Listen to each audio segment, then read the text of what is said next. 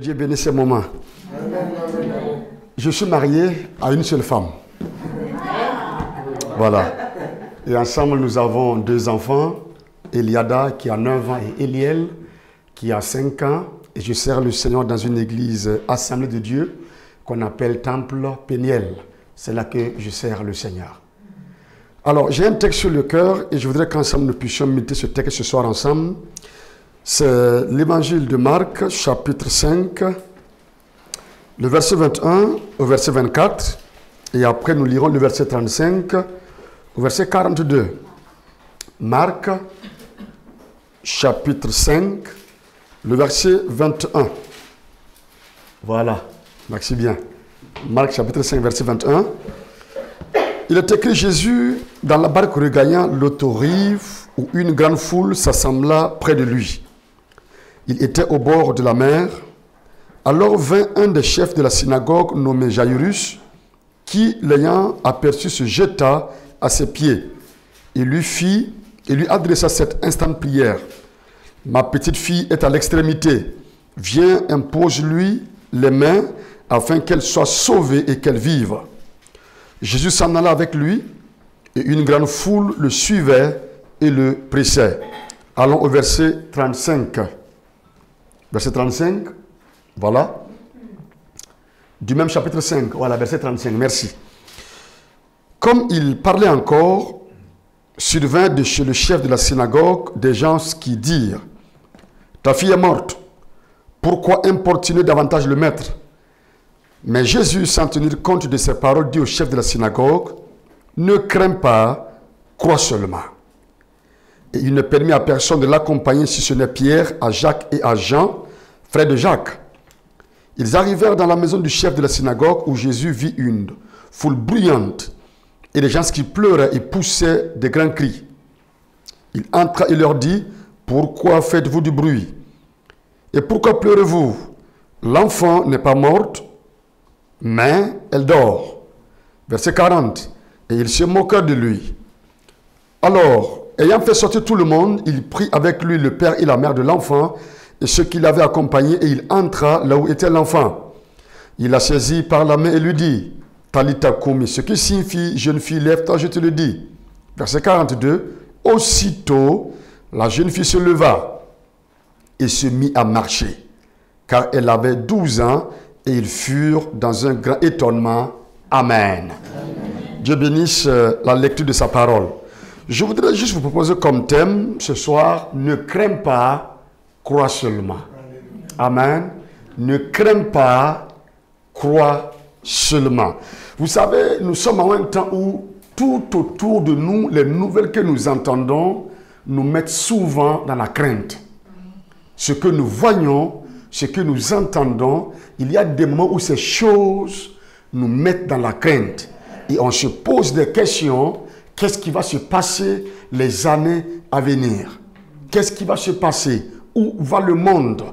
On entend de nouvelles par-ci, de nouvelles par-là. On entend qu'il y a eu des tremblements de terre ici. On entend qu'il y a eu des épidémies par-là. Et on se pose des questions. Qu'est-ce qui va se passer les années à venir? Vous savez, le plus important, c'est de savoir une chose. Jésus ne nous a pas dit que nous n'allons pas traverser des moments difficiles. Il n'a pas dit qu'il n'y aura pas des épreuves. Seulement, il nous a dit: je serai avec vous. Et pour moi, c'est la chose la plus importante que nous devons saisir. Je serai avec vous. Si Dieu est avec nous, même dans les temps difficiles, nous sommes plus que vainqueurs. Amen. Si Dieu est avec nous, quel que soit ce qui se passe, nous avons l'assurance que nous allons arriver à bon port. Et là, il nous dit ce soir: ne crains pas, crois seulement. Si ce soir je vous dis de ne pas craindre, ne me croyez pas, je suis un être humain. Mais celui qui nous dit de ne pas craindre ce soir, c'est le Seigneur. Amen. Le créateur de l'univers, celui qui peut toutes choses, celui qui connaît la fin avant le commencement.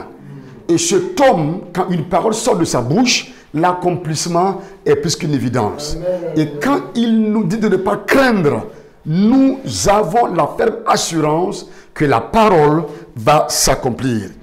Dans l'évangile de Marc, la Bible nous parle d'un homme qui s'appelle Jairus. Et les textes nous montrent qu'il était un chef de synagogue. Mais cet homme avait un problème.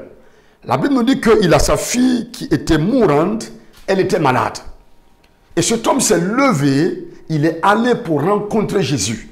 Jairus a compris une chose, je suis le chef de la synagogue, mais par rapport à mon enfant, pour que mon enfant soit guéri, il faut que j'aille vers Jésus, car lui a la solution au problème que je traverse. Là, il est parti, et la Bible nous dit qu'il a adressé une prière à Jésus. Il dit, s'il te plaît, viens chez moi, viens guérir ma fille qui est souffrante, qui est près de la mort, viens la guérir s'il te plaît. Jésus entend la prière de Jairus, il se tourne, il va avec Jairus pour aller chez lui. Et pendant ce temps, qu'est-ce qui se passe? Ce texte, nous ne l'avons pas lu, c'est à partir du verset 25 au verset 34. La Bible nous dit que pendant que Jésus y allait avec Jairus, regardez ce qui se passe. Il y avait une femme qui avait une perte de sang.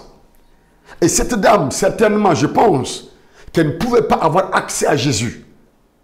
Qu'est-ce qu'elle s'est dit en elle-même? Elle dit, si je puis seulement toucher le pan de sa robe, je serai guéri. Elle avait foi. Mon sang coule, je perds le sang, mais si je puis seulement toucher le pan de la robe de ce Jésus, de Jésus-Christ de Nazareth, je serai guéri. Et pendant que Jésus allait avec Jairus, cette dame s'est frayé un chemin, elle a pu toucher le pan de sa robe. Et la Bible dit que instantanément, la perte de sang s'est arrêtée. Alléluia. Jésus se retourne, la foule est là, Jairus est là, et la femme est là. Il dit, mais qui m'a touché? Parce que j'ai senti qu'une force est sortie de moi. Qui m'a touché? Certainement que les pierres vont dire, mais attends, mais Jésus, écoute là, regarde toute la foule, regarde ceux qui t'entourent, et on te presse, et tu dis, qui m'a touché? Il dit, non, mais écoutez, il y a une personne qui m'a touché de façon particulière. Vous savez, quand on touche Jésus par la foi, il y a quelque chose qui se passe. La foule était là, mais la femme a touché Jésus de façon particulière. Et la perte de sang s'est arrêtée. Quand elle a vu que Jésus a su ce qui s'est passé, elle commence à se faire découvrir. Elle dit, mais oui, c'est moi, je t'ai touché. Voilà ce que j'avais comme problème. Je croyais qu'en te touchant, je serais guéri. Je croyais, étant en contact avec toi, la perte de sang va s'arrêter. Cette dame a pris le temps pour expliquer ce qui s'est passé en elle-même. Et pendant qu'elle expliquait, le verset 35 nous dit, pendant ce temps, le laps de temps que la femme a pris pour expliquer à Jésus la guérison qu'elle a reçue, des gens arrivent de chez le chef de la synagogue pour lui dire, écoute, ce n'est plus la peine, ne dérange plus Jésus parce que ta fille, elle est morte. On peut se poser des questions ici. Jésus a pris le temps avec cette femme pour l'écouter. Et pendant ce temps, on vient de dire à Jairus, ta fille, elle est morte. Une nouvelle arrive. C'est fini, Jairus. Ta petite fille, elle est morte. Il n'y a plus de solution. On ne peut plus rien faire. N'importe où, plus le mettre. Vous savez, il y a des nouvelles, quand ces nouvelles nous tombent dessus, on ne sait plus où aller. Il y a des nouvelles, si nous les entendons, on perd, entre guillemets, les repères. Tellement on est sonné, on est touché jusqu'au fond de nous-mêmes. Jairus a entendu que sa fille, elle est morte. Il n'y a plus de solution. Vous savez, souvent il nous arrive de tirer des conclusions dans certaines situations pour dire telle chose, c'est fini. Telle situation, c'est fini. Tel problème, c'est fini. On a déjà conclu. Il n'y a plus de solution. On ne peut pas. C'est gâté, c'est détruit, c'est fini. Jairus a entendu une nouvelle pareille. Ta fille, tu ne la verras plus vivante. C'est fini, Jairus. Si Jésus était arrivé plus tôt, certainement qu'il aurait pu sauver la fille. Mais là, Jairus, c'est fini. Tu as perdu ta fille. L'Écriture nous fait comprendre que le verset 36, Jésus, sans tenir compte de ses paroles, Amen, il a entendu celui qui est venu dire à Jairus, il n'y a plus de solution là. J'ai entendu ça. sans tenir compte de ses paroles, Jésus dit au chef de la synagogue, il dit, écoute Jairus, ne crains pas, crois seulement. Amen. Ne crains pas. Ah, j'aime beaucoup ce texte-là. Il dit, ne crains pas, crois seulement. Jairus a entendu, ta fille est morte. Et de l'autre côté, Jésus lui dit, ne crains pas, crois seulement. Regardez ces deux éléments-là. On te dit, c'est fini Jairus. Ta fille, elle est morte, c'est fini. Et Jésus lui dit, ne crains pas, crois seulement. On peut se poser la question à savoir, mais lequel des deux devons-nous croire? On m'a annoncé que ma fille, elle est morte. Là, c'est la réalité. Elle est vraiment morte, c'est fini.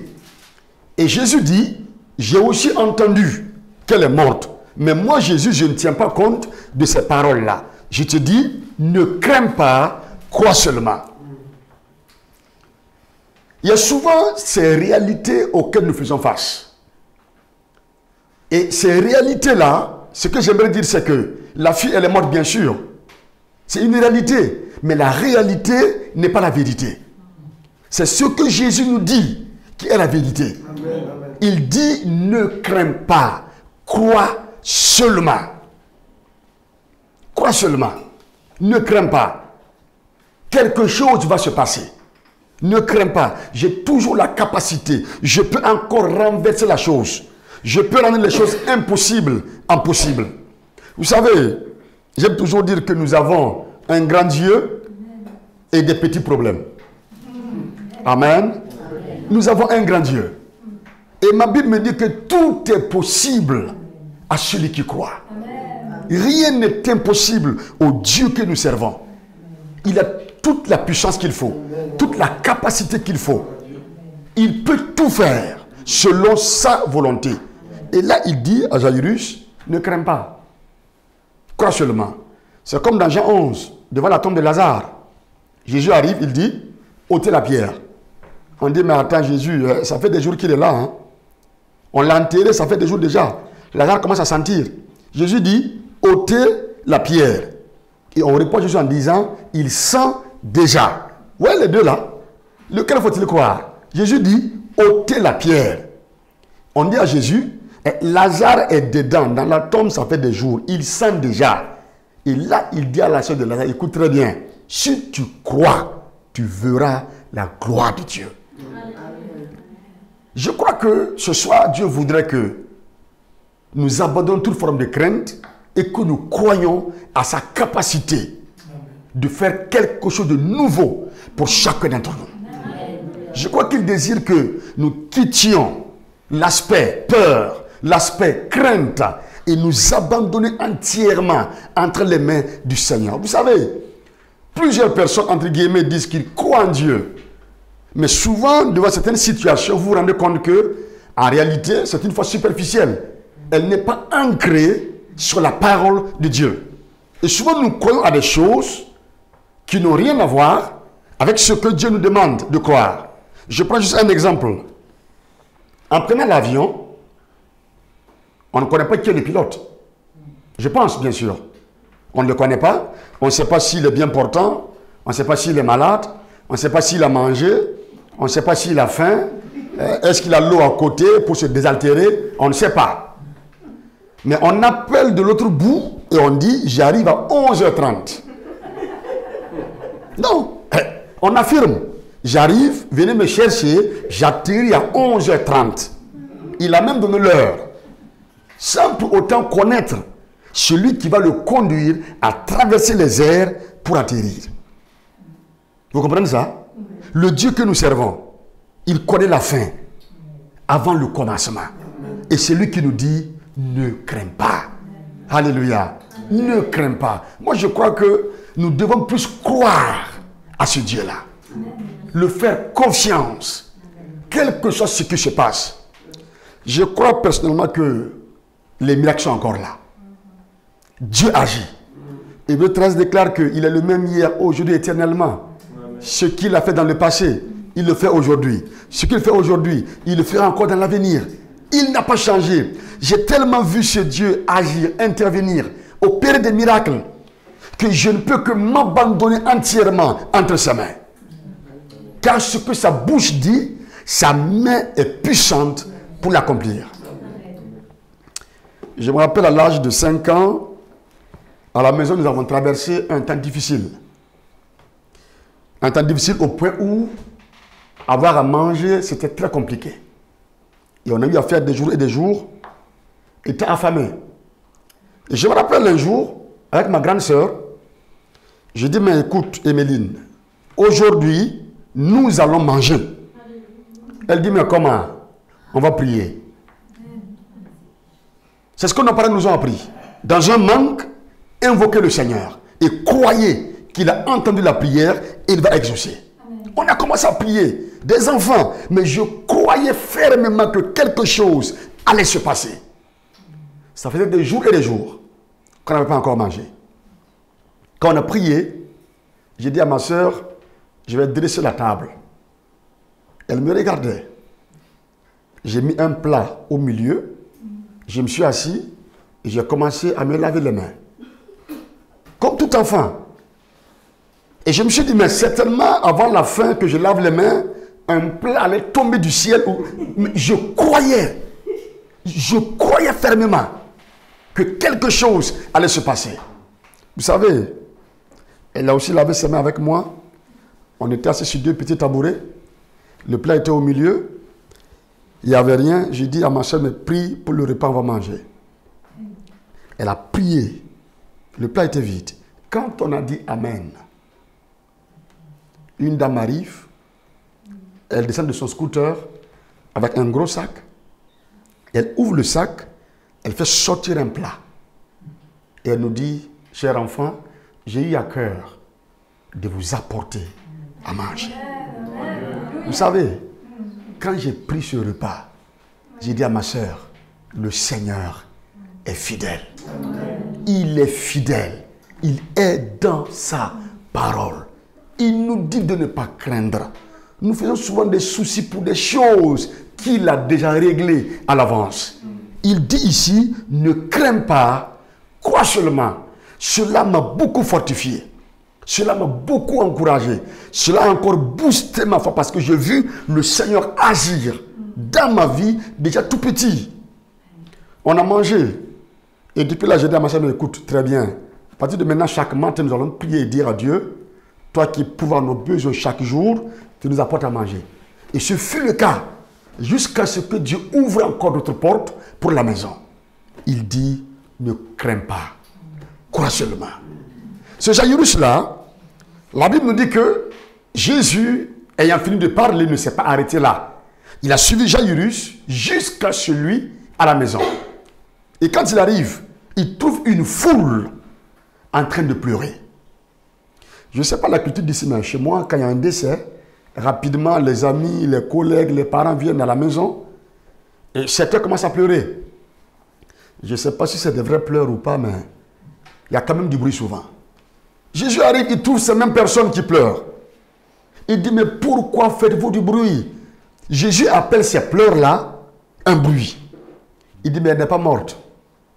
Elle n'est pas morte. Les gens commencent à se moquer de lui. Il rentre avec quelques disciples et les parents de l'enfant. Il ordonne à cette fille. Et regardez ce qui se passe. Hein. Il appelle son nom. Il dit Talita. Ça c'est important. Verset 41. Il dit Talita Kumi. Jésus appelle l'enfant mort comme une personne vivante. Amen. Il dit Talita Kumi. Ce qui signifie jeune fille, lève-toi. Il ordonne. Il parle à l'enfant qui n'avait pas de vie et la vie entre en l'enfant. Il dit lève-toi. Et l'enfant se lève. La Bible dit que ce fut un grand étonnement. Il a accompli sa parole. Il avait dit ne crains pas, crois seulement. C'est ce que Jésus a fait. Frères et sœurs, nous appartenons à ce Dieu vivant-là. Nous appartenons à ce Dieu qui réalise l'impossible. Nous appartenons à ce Dieu qui fait des merveilles dans nos vies. Quelle que soit la situation, quel que soit le problème, quel que soit ce qui se passe, j'aimerais dire à quelqu'un ce soir, n'abandonne pas. Accroche-toi à Dieu. Ne crains pas. Quelle que soit la situation, quel que soit ce qui se passe, même si la médecine a condamné. J'ai vu le Seigneur guérir plusieurs personnes que la médecine avait condamnées. Dieu est capable. Dieu est capable. Le Dieu que nous servons, il est capable. Et Dieu ne craint pas. Crois seulement. Par la foi, Dieu va renverser les situations à notre faveur. Tu es un homme bon, restons dans la foi. Car celui qui a fait la promesse, il est fidèle pour tenir sa parole et pour nous faire du bien. Que le Seigneur vous bénisse. Au nom de Jésus. Amen. Je voudrais prier avec vous. Si ça ne vous dérange pas, est-ce qu'on peut juste se tenir debout? Si ça ne vous dérange pas. Alléluia. Seigneur, merci parce que tu es là ce soir. Et nous voulons te bénir. Nous voulons te célébrer, Père. Nous voulons t'exalter, Père. Gloire, honneur à ce Dieu qui est présent parmi nous ce soir. Sois exalté. Nous voulons venir à tes pieds ce soir, Seigneur. Tu nous dis de ne pas craindre, mais de croire seulement. Jésus, roi de gloire, nous voulons te voir agir ce soir. Nous voulons te voir intervenir. Je voudrais proclamer dans le nom de Christ Jésus ce soir par la foi que le faible devienne fort. Je vais proclamer ce soir dans le nom de Christ Jésus, Seigneur, que nos limites soient repoussées ce soir. Dans le nom de Christ Jésus. Je voudrais encore proclamer ce soir, Seigneur, au travers du nom de Christ Jésus, que toute situation difficile, compliquée, impossible, devienne possible ce soir. Nous nous attendons à toi. Nous nous attendons à toi, Seigneur. Tu n'es pas limité ni par le temps, ni par l'espace. Non, Seigneur. Tu n'es pas limité, Seigneur. Non. Tu n'es pas limité, non, Seigneur. Tu peux tout. Tu es au-dessus de tout, Seigneur. Et tu peux toutes choses. Nous voici ce soir, Seigneur, ici à présent. Nous voici ce soir, Seigneur. Nous voici ce soir, Jésus. Nous nous attendons à toi. Relève ceux qui sont abattus ce soir, Seigneur. Donne-nous de nouvelles forces pour avancer avec toi, Seigneur. Donne-nous de faire un nouveau départ avec toi, Jésus. Amen. Parce que tu es là. Nous n'avons rien à craindre. Sois béni, Jésus. Sois exalté. Quiconque lève les regards vers toi ce soir, Seigneur, reçois ton attouchement dans le nom de Christ Jésus. Merci pour ta faveur. Te bénissons au nom de Jésus. Amen.